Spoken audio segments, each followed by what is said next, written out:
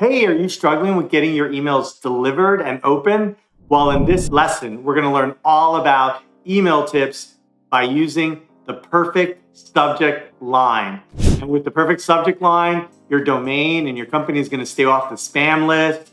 You're going to get more people to read and you're going to get less unsubscribes. And when you do send offers and promotions, more people are going to check them out. So that's a great.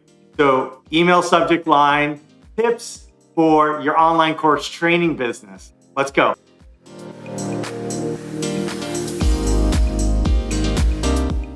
Hi, I'm Angel from artsycourseexperts.com, and we help creative teachers with tech for their online courses, membership communities, and coaching websites.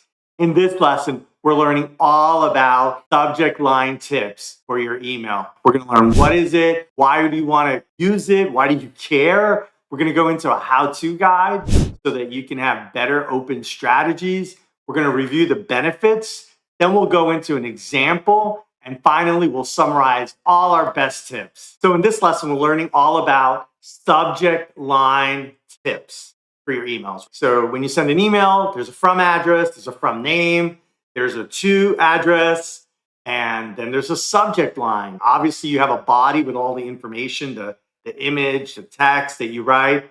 But in this lesson, we're going to really double click and really analyze that subject line. So remember, before people are actually opening your email, some people might scan a list and they just see from and the subject. And before, they might delete your email before they even click open.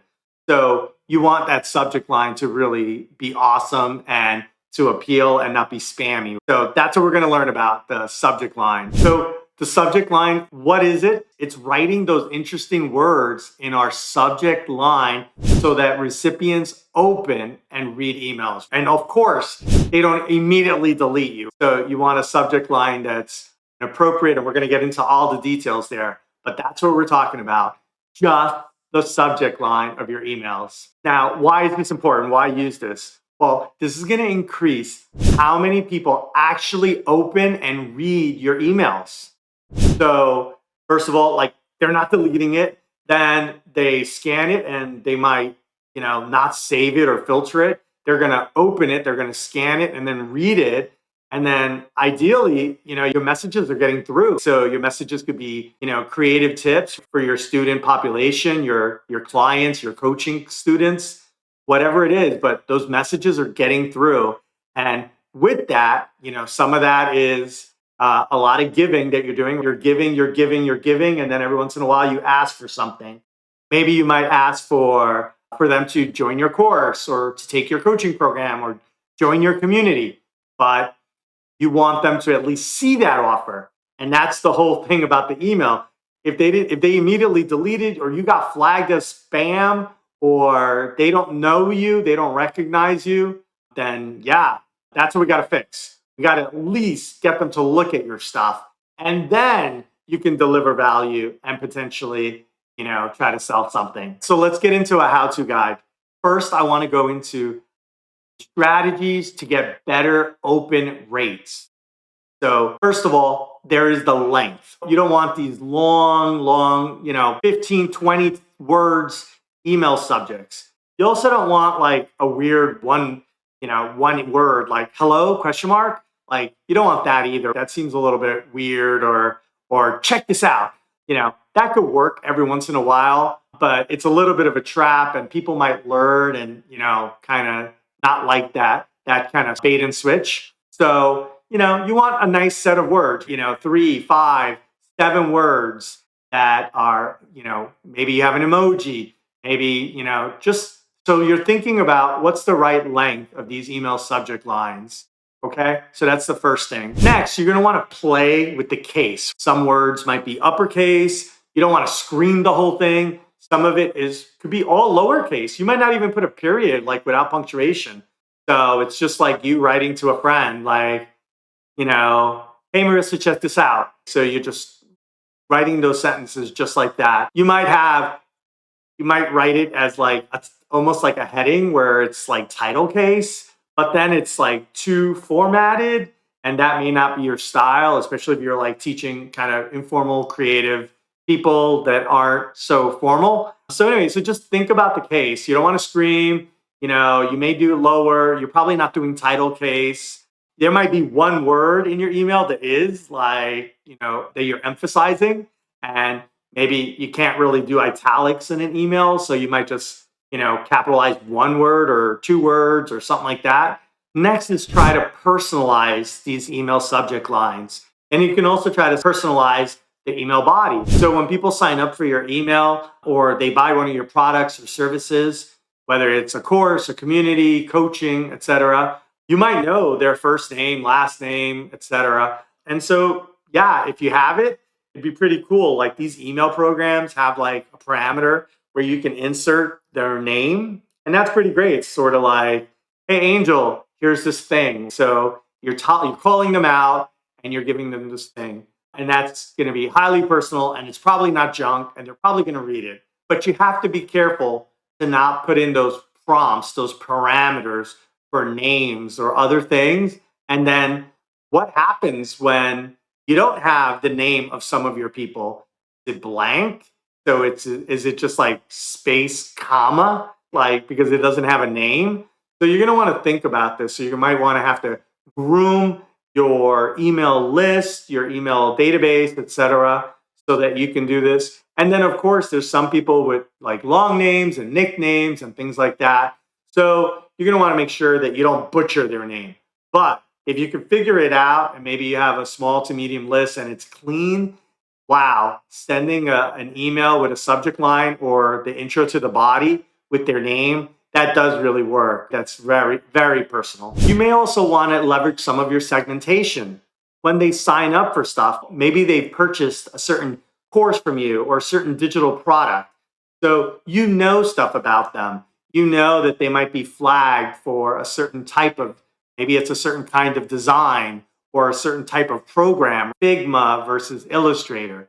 So if you know that, you could potentially use that in your email, but based on their interests. So that's something to think about. That also, like as you collect their name, you might also collect some other segmentation, and then you can use that in a email subject line or in the body, or just maybe at a higher level, you use that information to send different emails to different people based on their interests and needs. Now, of course, we have to be careful to not include any spam words.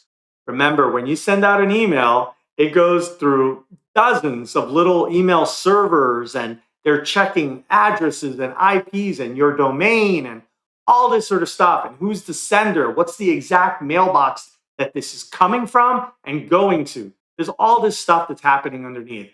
So, and as part of that, they're checking the text, the subject, the from, everything they're checking. They're obviously looking for naughty words, but also spam words like get rich and, find love. I don't know, whatever they are, but be careful that you're not doing too many spam words. So you want to talk to your audience. You're going to help them out. You're going to let them know about your offer, but you don't want to do like get rich in capital letters. So just watch out for those things, because that'll definitely, it's not even just that one email. It might affect your entire email address as well as your domain. So it could really mess you up if you did, even just a handful of spam words.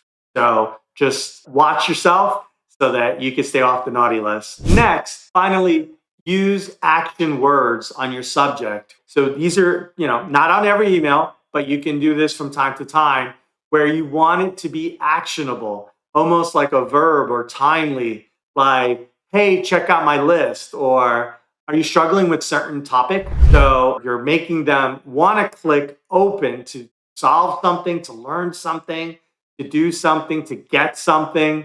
So those kinds of actionable words on your subject line is going to really help. And you want to get to it in a relatively quick way on the third, fourth word, because maybe they're looking at their email on a mobile phone and they're not going to get to see, 7 words that you pick for your email. So within a few words, you want it to be actionable. You want to mention the thing that they're going to learn or get.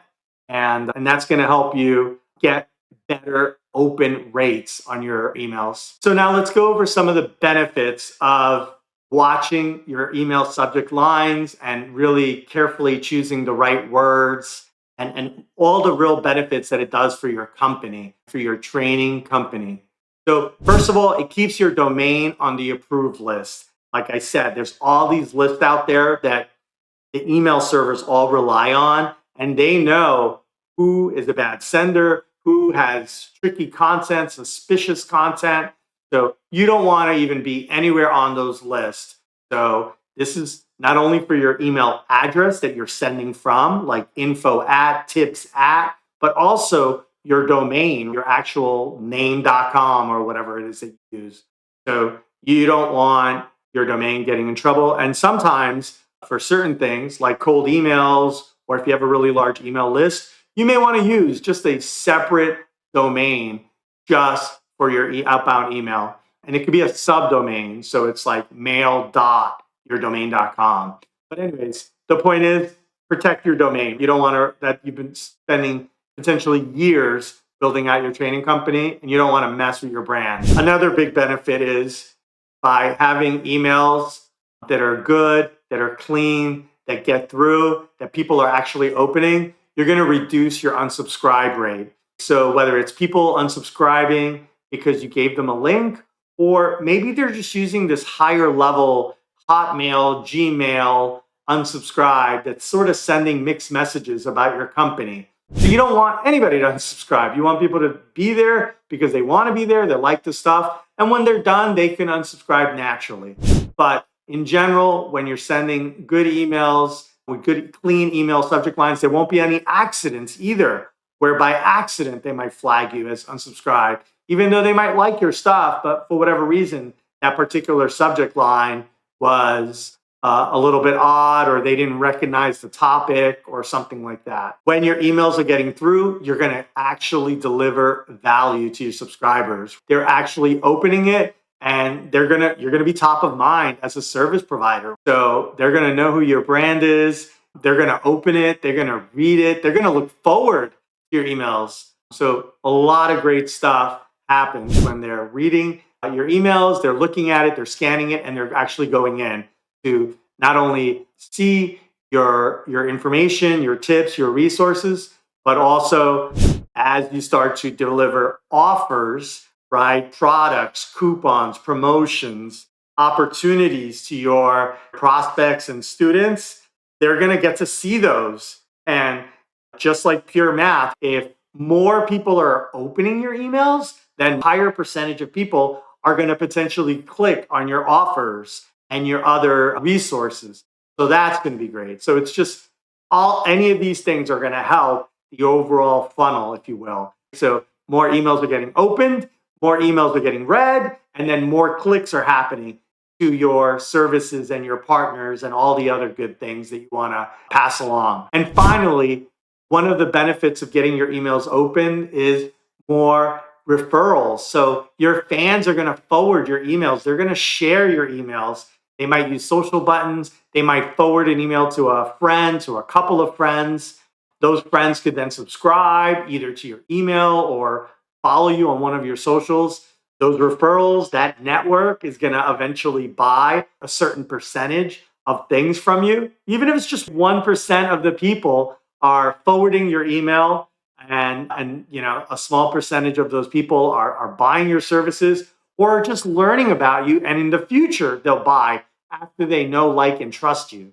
So there's kind of this whole networking, sharing effect that happens, but you got to get your emails open. So that's why subject lines are really important. Hey, just a quick reminder, you probably found us by looking for ideas on how to improve, or maybe you're trying to fix a problem for your course, your community, your website. But before you forget, please subscribe and follow us so you can keep learning. And maybe share this with a friend who also needs some help. You rock. Thanks. Let's keep going. Hey, now let's check out an example. So let's just say you're a teacher and you're teaching hair dyeing. So you're in fashion, you're in hairstyling, etc. And you have, a blog all about hair and styles and coloring and cuts and all that stuff. So you're a hairstyling, color expert, and you have this blog and maybe at the end of the blog, you might teach a teacher or you might have a course on, hair dyeing techniques. Cool. So let's go over some of the lessons that we went over for subject lines and think about how we might apply those for this hair dyeing creative teacher, right? So first of all, let's start off with length. Maybe at first you write this email and you're like, hey, amazing ombre, transition tips. They get, wow, that's a lot there. People might not even get to see that other stuff if they're looking at it on a phone.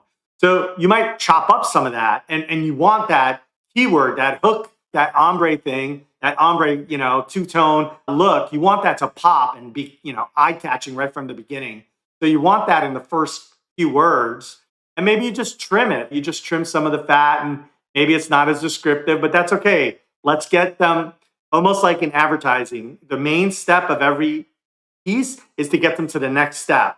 So your email is really, the goal is just to get them to the body. From the body, your goal is to get them to that link, whatever that page or offer is.